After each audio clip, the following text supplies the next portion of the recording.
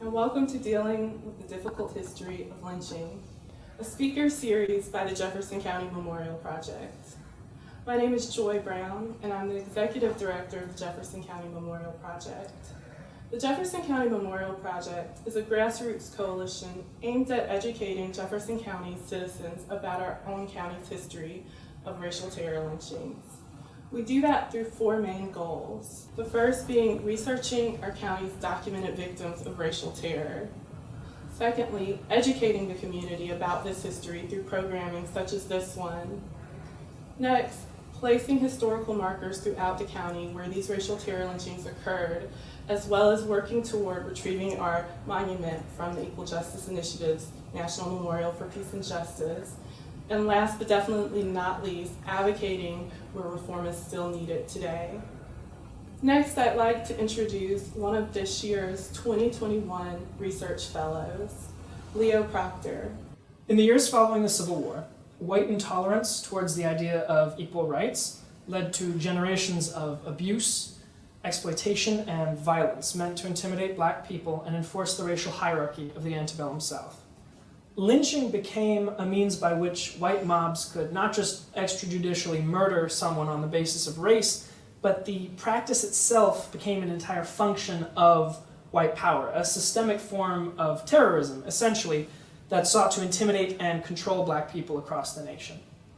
Although many of the uncountable names of the victims of lynching have been lost due to insufficient documentation, we do know that at least 300 people were lynched in Alabama, with at least 30 victims here in Jefferson County. So enter the Jefferson County Memorial Project, a grassroots coalition dedicated to research, education, memorialization, and advocacy on behalf of the victims of racial terror, in the hopes of confronting Alabamians with our past and reconciling for a better future. For this year's fellowship, JCMP turned its attention to the history of Lynn Park in downtown Birmingham. In the news recently for its place in the George Floyd protests last summer, as well as the contention over the Confederate monument, which was recently removed. But Lynn Park's history with civil rights issues goes back much farther. Most notably, it was the site of Jefferson County's first ever recorded lynching, that of a young black man named Lewis Houston in 1883. A strange duality in the happenings of Lynn Park emerged as the years rolled on. Life in this public space was shared and often inclusive, but the stories that that space told through its imagery, its monuments, its history was decidedly not inclusive. Nothing exemplifies this better than that same weekend that Lewis Houston was murdered back in 1883. Not 48 hours before it happened, the mayor of Birmingham stood in the same spot that Houston would be lynched, and he gave a rousing speech on the city's future economics prospects as a center of Southern prosperity. And this kind of unsettling duality would persist for Lynn Park's entire history, where one summer in the 1990s, Lynn Park's city stages music concerts could bring the city together for an inclusive celebration of music and culture. That same summer, Birmingham would have to protest the lynching of a black man and a show of white supremacist sentiment. And that was one of the most sobering and serious discoveries made by our fellowship, that lynching is by no means exclusively a thing of the past. One of the last major events the fellowship researched before the events of 2020 was the lynching of Benny Rembert, a black man killed by neo-Nazi skinheads in 1992, which was followed by a Ku Klux Klan parade where more than 50 members in full white robes marched to Lynn Park, right down here in downtown Birmingham less than 30 years ago.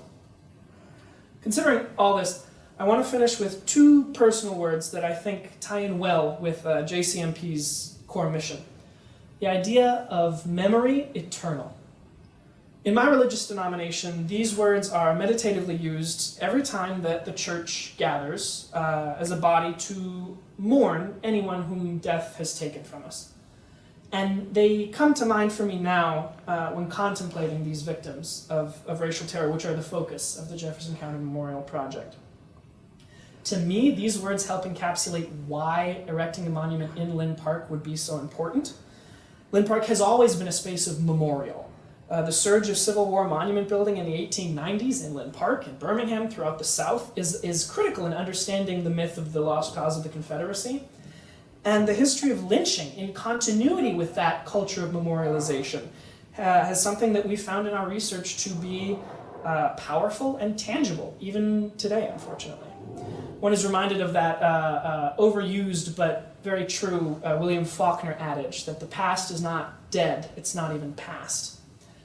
And if our past here isn't dead, then we would do well to properly memorialize it.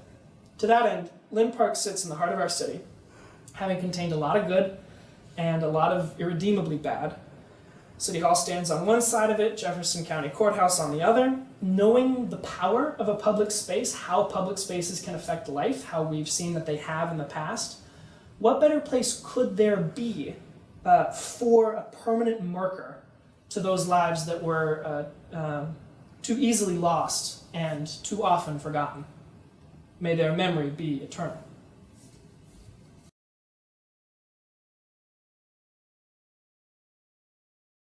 I am Myeisha Hutchinson, and I serve as a core member of the Jefferson County Memorial Project. My name is Joi Brown, and I am the Executive Director of the Jefferson County Memorial Project. I'm T. Marie King. I am one of the core members of the Jefferson County Memorial Project and Public Education Chair.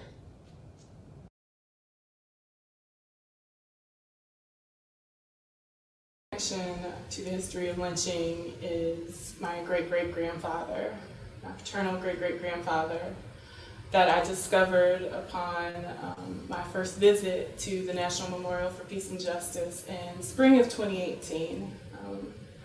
It was not something that my family knew about it. I was very shocked.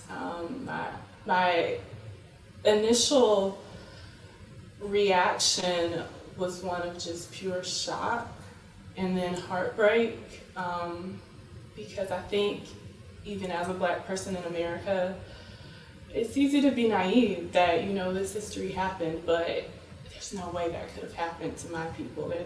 There's no way it could have happened to anybody in my family. And there was a lot of disbelief. Having the last name Brown, one of the most common last names in the United States, I was in denial at first. I was like, no, there's no way. There's got to be a coincidence. His name was Mac Brown, and I knew that I had a Mac Brown in my family tree from my own amateur genealogy hobby that I began about 5 years prior to. And I still thought, no, that's a common name. I'm sure Mac was a common name at the time. There's no way that can be the same person. But when I went home and did further research and looked at the death dates, they matched up. And then further research led me to newspaper articles that referred to my great-great-grandfather as a black demon, as a black brute. These were the headlines. And it just was heartbreaking. Even though I did not know this person was 2 generations before me, I still felt this deep connection and this deep grief.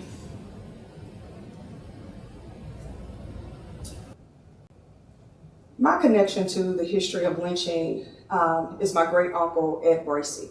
I grew up knowing the story of my great uncle and that his work in Lowndes County, Alabama, of trying to unionize sharecroppers led to basically his murder by the Klan. Growing up hearing this story, I always felt a sense of kind of pride that somebody was that bold in that time to stand up against the white power structure. The sad thing is that we never really got into true detail of a discussion of what actually happened with my great uncle. Going to the Equal Justice Initiative with my fellow board members and seeing a jar with his name on it really kind of stopped me in my tracks. Because in my mind, I knew that he was actually shot and killed and not actually lynched in the true definition of lynching. And so that kind of threw me off. And talking to the staff there, they informed me that, we're counting all terror killings that have taken place over the course of time. And knowing that he definitely rightfully fell into that into that number.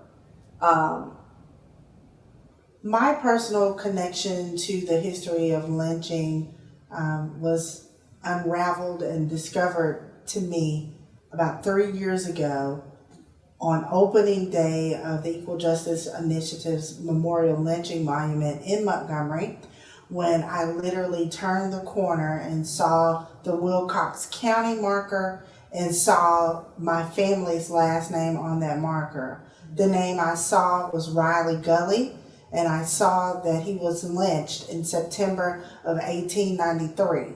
He is the first documented lynching victim in Wilcox County. It happened specifically in Pineapple, Alabama. Initially, I did not know if Mr. Gully was related to me, but after some research, I did find out that in fact, Riley Gully is my cousin.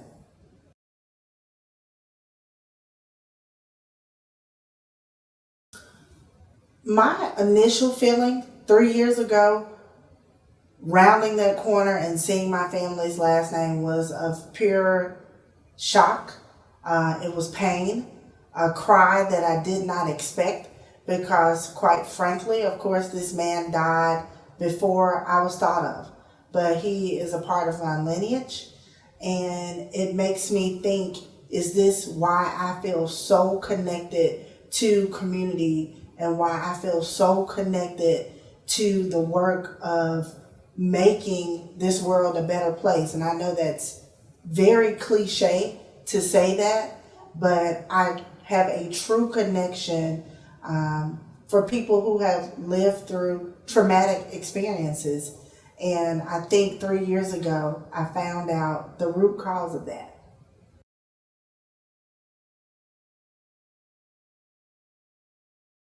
Why do this work? I think our family members, our communities have been so traumatized by how lynching has affected them. My grandmother has told me numerous stories of other friends and people in her town that were lynched, mob killed, drugged throughout the city, just to be made an example of. And that type of trauma quiets and shuts down and silences people from telling the stories that have happened. And so I see my role in this work of being a voice for those who have been voiceless, amplifying the stories of trauma, pain, and hurt so that we can truly reckon with what has taken place in our society. I hope that's what happens through my work with JCMP, and as we continue to reckon with what happened to not only my family, the families of my fellow board members, but also our fellow community members, as we move to change our community and make it a little bit better than the way that we received it. Why do this work around lynching? Because people need to know these stories. These victims were dehumanized for so long, and the stories have been very one-sided. So I feel that it's important that we give a voice to the voiceless and to rehumanize these people whose stories haven't been told. I never imagined myself doing this work. I have a degree in art. I like to draw. That is what I do. But when I visited the National Memorial for Peace and Justice and made that connection, it was a call to action that I could not ignore. And it helped me to better understand patterns that existed in my own family that contribute to the bigger picture, to societal patterns that we're seeing today. And I think if more of us could make those connections and get that wake-up call that I got as a person who never saw myself working in social justice, what kind of change could we make then? Anything you want to share that you didn't share?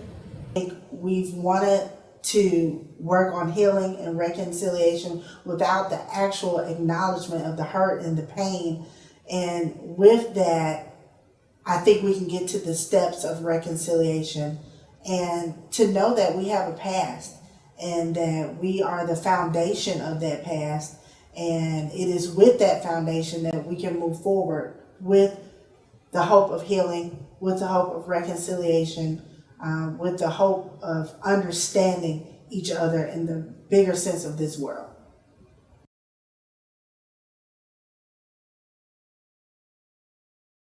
The role of the historical markers within the Jefferson County Memorial Project are a part of JCMP's place goal. They're part of EJI's Community Remembrance Project, and most everyone knows us for the duplicate monument that we're working to retrieve from Montgomery, but many don't know about the historical markers that we're placing throughout the county.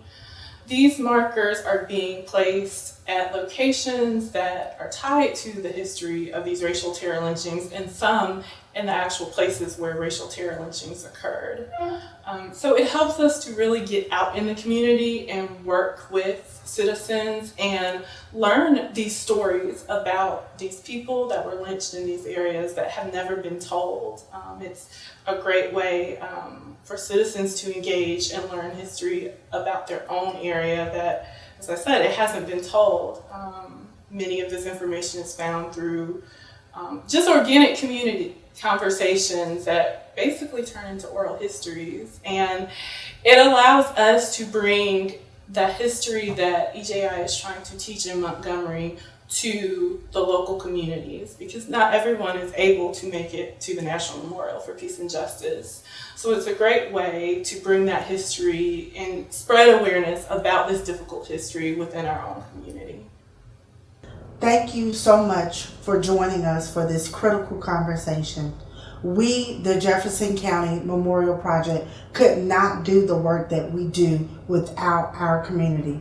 The work is to place, to educate, to advocate, and to research the names of our victims in Jefferson County. Please join our movement. Go to our website at www.jeffersoncountymemorial.com. Thank you again for joining us for this conversation.